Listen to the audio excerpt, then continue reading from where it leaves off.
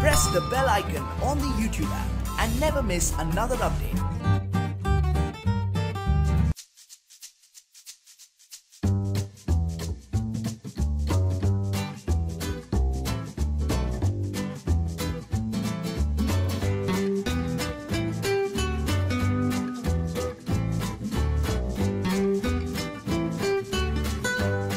Hello students, welcome to our channel HG tutorials. आज हम बात कर रहे हैं क्लास 11 साइंस के केमिस्ट्री के सिलेबस की, मार्किंग स्कीम की, चैप्टर वाइज जो मार्क्स डिस्ट्रीब्यूशन है सीबीएसई के अकॉर्डिंग।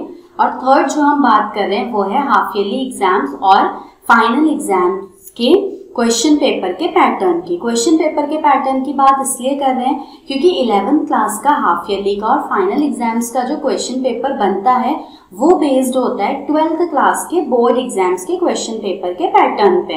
तो उसकी आपको अभी से स्टार्टिंग से हैबिट बनी रहेगी, तो आपके लिए पेपर पैटर्न का एक आइडिया होना बहुत जरूरी है। तो सबसे पहले हम बात करते हैं केमिस्ट्री के सिलेबस की। क्लास 11th में आपकी 2 एनसीईआरटी बुक होती हैं। 10th आपका बोर्ड एग्जाम्स थे 10th में, लेकिन 10th में आपने केमिस्ट्री में सिर्फ 5 चैप्टर्स पढ़े थे। 10th क्लास में आपके टोटल 16 चैप्टर्स थे जो 5 यूनिट्स में डिवाइडेड थे। और आपकी फर्स्ट यूनिट में जो आपकी chemical substances nature and behaviour वाली जो यूनिट थी, उसी यूनिट में आपके सारे के सारे केमिस्ट्री के चैप्टर्स कवर हो गए थे, जिसका वेटेज था 25 मार्क्स का। अब देखिए 11th क्लास में आपके फिजिक्स, केमिस्ट्री, मैथ्स जो भी पेपर हैं आपके, अगर आप साइंस स्ट्रीम के हैं, हम साइंस की बात कर रहे हैं, अगर आपकी पीसीएम है तो फिजिक्स, केमिस्ट्री, मैथ्स, पीसीबी है फिजिक्स, केमिस्ट्री, बायो, तो आपका क्वेश्चन पेपर 70 मार्क्स का बनेगा। 30 मार्क्स का आपका क्या होगा, प्रैक्टिकल एग्जाम होगा। ये बात हुई हाफ ईयरली और फाइनल एग्जाम्स की। और आपके पीरियोडिक टेस्ट होंगे 20 मार्क्स के। तो फाइनल एग्जाम्स की या हाफ ईयरली की जब हम बात करें तो आपका देखिए 11th क्लास में सिलेबस कितना है। आपके 11th क्लास में टोटल 14 चैप्टर्स हैं, 2 एनसीईआरटी बुक है। 10th क्लास तक आपने 5 चैप्टर्स पढ़े थे, टोटल 16 चैप्टर्स में से आपके 5 केमिस्ट्री के चैप्टर्स थे।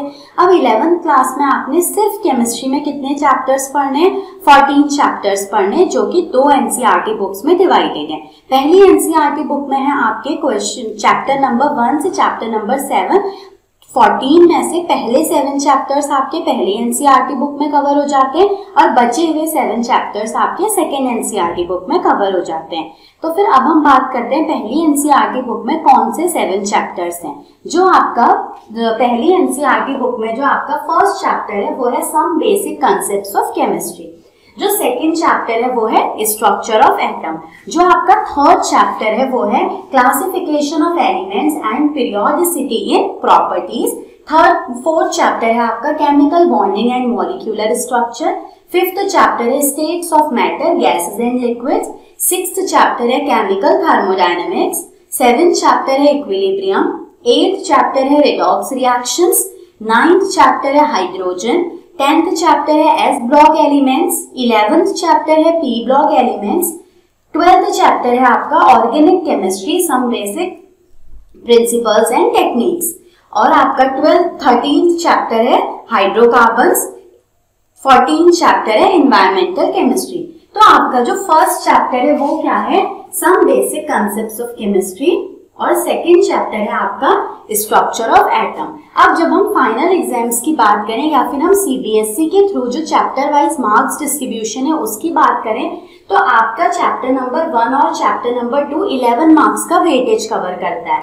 और जो आपका थर्ड चैप्टर है classification of elements and periodicity in properties, ये चैप्टर आपका 4 मार्क्स का वेटेज रखता है। और जो आपका फोर्थ चैप्टर है केमिकल बॉन्डिंग वाला, फिफ्थ चैप्टर है states of matter, sixth chapter है केमिकल थर्मोडायनेमिक्स। इन 3 चैप्टर्स का वेटेज, और जो आपका 7th चैप्टर है इक्विलिब्रियम, इन चारों चैप्टर्स का वेटेज आपका कितना रहता है, 21 मार्क्स का आपका वेटेज रहता है। उसके बाद आपकी चैप्टर नंबर 1 से चैप्टर नंबर 7 तक आपकी फर्स्ट एनसीईआरटी बुक कंप्लीट हो जाती है। और आपका फर्स्ट एनसीईआरटी बुक के जो 7 चैप्टर्स हैं ये सारे आपके हाफ ईयरली एग्जाम्स में आते हैं। उसके बाद अगर हम बात करें चैप्टर नंबर 8 की जो है रेडॉक्स रिएक्शंस, ये सेकेंड एनसीईआरटी बुक का सबसे पहला चैप्टर है। फिर 9th है आपका हाइड्रोजन, 10th है आपका एस ब्लॉक, 11th है आपका पी ब्लॉक एलिमेंट्स, और ये 4 चैप्टर्स आपके 16 मार्क्स का वेटेज रखते हैं। फिर आते हैं हम 12th चैप्टर जो ऑर्गेनिक केमिस्ट्री है, 13 हाइड्रोकार्बन्स और 14 चैप्टर है आपका एनवायरमेंटल केमिस्ट्री। इन 3 चैप्टर्स का वेटेज है आपका 18 मार्क्स का। तो जो आपके ये 2 एनसीईआरटी बुक है, 1st to 7 पहली एनसीईआरटी बुक और 8 to 14 आपकी दूसरी एनसीईआरटी बुक, तो इनका इस तरीके से मार्क्स का वेटेज है। अब देखिए क्लास, ये जो सिलेबस है आपने इतना पढ़ना है 11th क्लास में।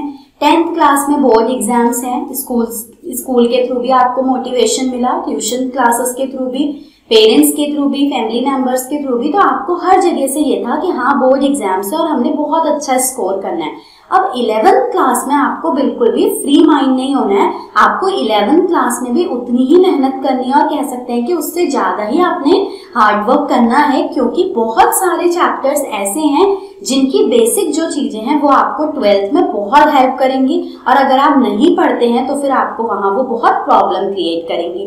अगर हम फर्स्ट चैप्टर की बात करें, सम बेसिक कंसेप्ट्स वाले चैप्टर की, तो इस चैप्टर में आप कुछ जनरल टर्म्स पढ़ते हैं, जैसे आप इस चैप्टर में एलिमेंट्स पढ़ते हैं, कंपाउंड्स पढ़ते हैं, मिक्सचर्स के बारे में पढ़ते हैं, कुछ लॉज पढ़ते हैं, और आप इस चैप्टर में कंसंट्रेशन, किसी भी सॉल्यूशन के कंसंट्रेशन को डिटरमिन करने के लिए, जैसे मोलैरिटी होती है, मोलैलिटी होती है, नॉर्मेलिटी होती है, मोल फ्रैक्शन होता है, मास परसेंटेज होता है, पार्ट्स पर मिलियन होता है, वॉल्यूम परसेंटेज होता है, इस तरीके की चीजें पढ़ेंगे। ये आपने 9th क्लास में भी पढ़ा था, मोल्स निकालना आपने 9th क्लास में भी पढ़ा था, एटम्स एंड मॉलिक्यूल्स जो 3rd चैप्टर है 9th क्लास का वहां पे, तो वहां से कुछ बेसिक्स आपके मोल्स वाले यहाँ पे काम आएंगे।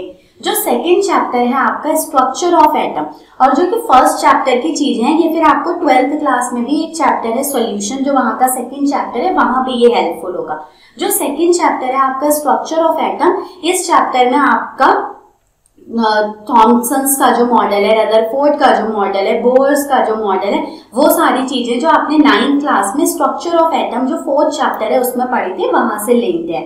फिर 3rd चैप्टर जो है आपका क्लासिफिकेशन ऑफ एलिमेंट्स वाला, ये चैप्टर आपका पूरा पीरियोडिक प्रॉपर्टीज के बारे में है, इलेक्ट्रोनेगेटिविटी क्या होती है, आयनाइजेशन एंथैल्पी क्या होती है, न्यूक्लियर चार्ज क्या होता है, जो आपका 10th की केमिस्ट्री का लास्ट चैप्टर था, वो पीरियोडिक क्लासिफिकेशन वाला, उससे मिलता जुलता ये आपका चैप्टर है। केमिकल बॉन्डिंग वाले चैप्टर में ये आपके लिए थोड़ा सा नया है, इसमें आप लोग पढ़ेंगे अलग अलग टाइप की थ्योरी पढ़ेंगे, VSEPR theory, molecular orbital theory, काफी लंबा चैप्टर है और काफी इंटरेस्टिंग चैप्टर है, कोवलेंट बॉन्ड, आयनिक बॉन्ड, बहुत सारी चीजें हैं इसमें। फिर स्टेट्स ऑफ मैटर चैप्टर में गैसेस और लिक्विड्स के बारे में पढ़ते हैं, गैसेस के कुछ लॉज पढ़ते हैं, Boyle's law, Charles law, gases की प्रॉपर्टी के हिसाब से उनका डायरेक्ट और इनवर्स प्रपोर्शन, लिक्विड्स की कुछ प्रॉपर्टीज पढ़ते हैं, लिक्विफिकेशन, सरफेस टेंशन, विस्कोसिटी। फिर जो थर्मोडायनेमिक्स चैप्टर है और जो इक्विलिब्रियम चैप्टर है, ये आपके लिए थोड़ा सा नया है और काफी अच्छे चैप्टर्स हैं, इनका लिंक आपका फिजिक्स के चैप्टर्स से भी रहता है। थर्मोडायनेमिक प्रॉपर्टीज क्या होती हैं, थर्मोडायनेमिक लॉज क्या होते हैं, बहुत सारी और बहुत अच्छी चीजें इन चैप्टर्स में हैं, जो आपकी हायर क्लासेस के लिए भी बहुत बेनिफिशियल है। आपके यहाँ से अगर कंसेप्ट क्लियर हो जाए तो ये काफी सही है। फिर इक्विलिब्रियम चैप्टर में आपके इक्विलिब्रियम के बारे में है, इक्विलिब्रियम के लॉज के बारे में है, बहुत तरीके के एसिड बेस के कंसेप्ट्स के बारे में। नेक्स्ट हम बात करते हैं, यहाँ पे फर्स्ट एनसीईआरटी बुक आपकी कंप्लीट हो गई। अब हम बात करते हैं सेकेंड एनसीईआरटी बुक की, जो पहला चैप्टर है रेडॉक्स रिएक्शन। रेडॉक्स रिएक्शन आपको पता है, आपने 10th क्लास में जब फर्स्ट चैप्टर पढ़ा केमिकल रिएक्शंस एंड इक्वेशंस, उसमें आपने ऑक्सीडेशन रिडक्शन पढ़ा। ऑक्सीडेशन रिडक्शन आपने इलेक्ट्रॉन्स के टर्म्स में पढ़ा, इलेक्ट्रोनेगेटिव या इलेक्ट्रोपॉजिटिव एलिमेंट्स के टर्म्स में पढ़ा। फिर आपने रिडॉक्स रिएक्शंस पढ़े, जहाँ पे ऑक्सीडेशन रिडक्शन दोनों एक साथ होता है। तो इस रिडॉक्स रिएक्शन चैप्टर में आप थोड़ा ऑक्सीडेशन रिडक्शन का कंसेप्ट पढ़ेंगे, रिडॉक्स रिएक्शंस पढ़ेंगे। आपने जैसे 10th के फर्स्ट चैप्टर में बैलेंसिंग करी थी, वैसे ही यहाँ पे भी आप बैलेंसिंग करेंगे, दो अलग मेथड से करेंगे, हीट एंड ट्रायल मेथड से नहीं करेंगे। तो ये इस तरीके का चैप्टर है। नेक्स्ट जो है हमारा हाइड्रोजन चैप्टर। हाइड्रोजन चैप्टर में आप हाइड्रोजन के बारे में पढ़ेंगे, उसकी प्रॉपर्टीज पढ़ेंगे, हाइड्रोजन परऑक्साइड के बारे में पढ़ेंगे, उसकी प्रॉपर्टीज पढ़ेंगे।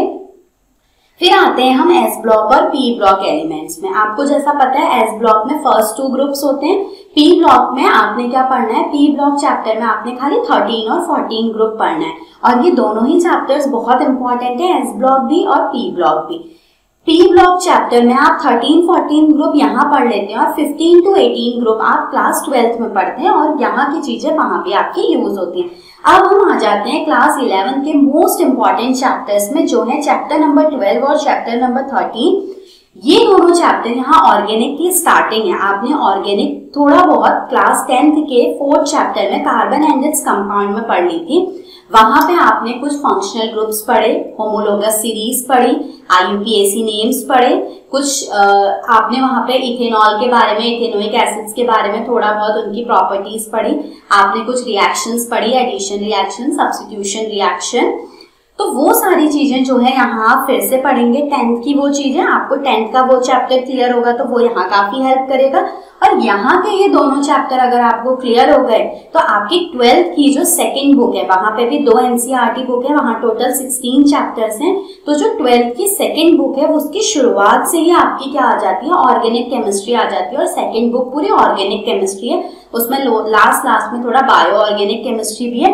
तो ये दोनों चैप्टर्स आपके 12th क्लास की सेकंड बुक के लिए बहुत ही ज्यादा इंपॉर्टेंट हो जाते हैं, जो आपने बहुत अच्छे से पढ़ने हैं, यहीं इन्हें बहुत अच्छे से क्लियर कर लेना है। लास्ट है एनवायरमेंटल केमिस्ट्री, इसमें जनरल चीजें हैं एनवायरमेंट से रिलेटेड, जैसे स्मोक क्या होता है, फॉग क्या होता है, फोटोकेमिकल स्मोक क्या होता है, ग्रीन हाउस गैसेस के बारे में, वही सारी चीजें, ओजोन लेयर, डिप्रेशन। तो ये रहा आपका 11th क्लास का पूरा सिलेबस और मार्क्स का डिस्ट्रीब्यूशन। अब हम क्लास बात करते हैं सिलेबस के बाद हम बात करें, सिलेबस की बात हो गई, हमारी मार्किंग स्कीम की भी बात हो गई, किस तरीके से मार्क्स का डिस्ट्रीब्यूशन रहता है। अब हम बात करते हैं 12th क्लास में जो क्वेश्चन पेपर का पैटर्न होता है, जैसा मैंने आपको अभी पहले बताया, सेम वही पैटर्न आपका यहाँ भी फॉलो होता है क्लास 11th के फाइनल एग्जाम्स में। तो क्वेश्चन पेपर का पैटर्न क्या रहता है, देखिए 100 मार्क्स का पेपर होता है, हाफ ईयरली का हो चाहे फाइनल का हो, 70 मार्क्स की थ्योरी रहती है और 30 मार्क्स का आपका प्रैक्टिकल एग्जाम रहता है। प्रैक्टिकल एग्जाम आपका जो भी आपको प्रैक्टिकल्स कराएंगे उसके बेसिस में वाइवा होगा, प्रैक्टिकल होगा, ये हम फिर डिस्कस करेंगे। 70 मार्क्स में आपका जो क्वेश्चन पेपर बनता है उसमें आपके जो फर्स्ट सेक्शन होता है, फर्स्ट सेक्शन में होते हैं question number 1 to question number 20।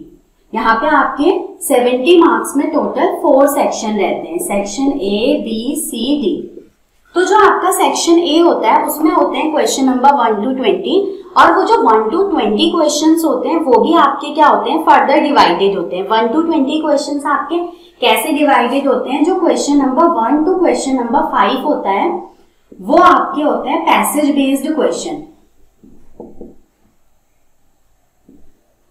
जो question number 6 to question number 10 होते हैं वो होते हैं आपके 1 वर्ड क्वेश्चन। जो आपके question number 11 to question number 15 होते हैं वो आपके होते हैं MCQ, और जो question number 15 to question number 20 होते हैं वो आपके होते हैं असर्शन रीजन वाले। ये आपने 10th क्लास में भी, अभी जो आपका बोर्ड का पेपर हुआ था 2020 में, वहां पे भी आपके आए थे 2 क्वेश्चन आए थे सेक्शन ए में, तो असर्शन रीजन वाले। तो सेक्शन ए का ये रहता है 1 to 5 पैसेज बेस्ड, कोई भी पैसेज आ जाएगा ऑर्गेनिक केमिस्ट्री का या फिर रिडॉक्स रिएक्शन का, आपको उसके बेसिस पे 5 क्वेश्चंस के आंसर देने होंगे। फिर 6 to 10 1 वर्ड क्वेश्चन होते हैं, 11 to 15 MCQ होते हैं, 15 to 20 आपके असर्शन रीजन। अब हम बात करते हैं सेक्शन बी की। जब हम सेक्शन बी की बात करते हैं, सेक्शन बी में अब आपके होते हैं क्वेश्चन नंबर 21 से क्वेश्चन नंबर 27, जो होते हैं शॉर्ट आंसर क्वेश्चन, और ये होते हैं 2 मार्क्स के, सारे क्वेश्चन 2 मार्क्स के होते हैं। फिर हम बात करते हैं सेक्शन सी की, तो यहाँ पे होते हैं क्वेश्चन नंबर 27 से क्वेश्चन नंबर 34, ये लॉन्ग आंसर क्वेश्चन होते हैं और ये सारे क्वेश्चन होते हैं 3 मार्क्स के। फिर हम लास्ट बात करते हैं सेक्शन डी की। सेक्शन डी में होते हैं क्वेश्चन नंबर 35 से क्वेश्चन नंबर 37, ये भी लॉन्ग आंसर टाइप क्वेश्चन होते हैं और ये सारे होते हैं 5 मार्क्स के। अब देखिए आपके क्वेश्चन पेपर में कोई ओवरऑल चॉइस नहीं होती, टोटल 1 से 37 तक क्वेश्चन है, कोई ओवरऑल चॉइस नहीं है आपके पास, लेकिन आपके पास इंडिविजुअल चॉइस है। जो सेक्शन ए होता है उसमें तो आपको 1 से 20 सारे करने हैं, सेक्शन बी में आपको 2 क्वेश्चंस में चॉइस मिलती है, जैसे 23 में मिल गई या 25 में मिल गई, आपको उन दोनों में से कोई एक करना है। सेक्शन सी में भी आपको 2 क्वेश्चंस में चॉइस मिलती है, सेक्शन बी में आपको तीनों क्वेश्चंस में चॉइस मिलती है, जैसे 35, 36, 37 है, तीनों ही क्वेश्चंस में 2-2 क्वेश्चंस होंगे और आपको उनमें से एक करना होगा, जो आपको अच्छे से आता है उस क्वेश्चन को आप करेंगे।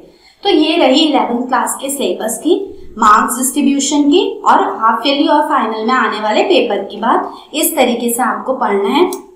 अब देखिए कुछ चैप्टर्स ऐसे हैं जो आपके 10th के यहाँ यूजफुल है, कुछ ऐसे हैं जो आपने यहाँ अच्छे से पढ़े तो वो आपके 12th में यूजफुल है। तो आपकी 11th क्लास बहुत इंपॉर्टेंट क्लास है, यहाँ जो आपके कॉन्सेप्ट्स क्लियर हो गए वो आपको लाइफ टाइम हेल्प करेंगे। आगे की क्लासेस में आपके पास इतना टाइम नहीं होगा, इवन 12th क्लास में आपके पास इतना टाइम नहीं होगा कि आप 11th की बुक्स को खोल के रिवाइज करें। तो ये जो आपका टाइम है, आप 10th से यहाँ आए हैं तो बिल्कुल रिलैक्स नहीं करना है, प्रॉपर टाइम टेबल से अपनी पढ़ाई स्टार्ट करनी है, अपने अकॉर्डिंग एक अपना क्राइटेरिया बनाइए, अपने चैप्टर्स को कंप्लीट करिए। जहां भी डाउट होता है आप कमेंट सेशंस में लिखिए, या आपको किसी भी पर्टिकुलर टॉपिक से कोई प्रॉब्लम होती है आप बताइए। ये तो हमारी इंट्रोडक्टरी लेक्चर थी। इसके बाद हम नेक्स्ट स्टार्ट करेंगे, जो हमारा फर्स्ट लेक्चर होगा क्लास 11 का, वो होगा हमारा first chapter some basic concepts of chemistry. सारे टॉपिक्स कवर्ड रहेंगे, सारी चीजें आपको अच्छे से एक्सप्लेन कर दी जाएंगी और आपने साथ साथ में पढ़ना है, और जो भी डाउट्स हैं वो आपने कमेंट सेशन में हमें बताने हैं।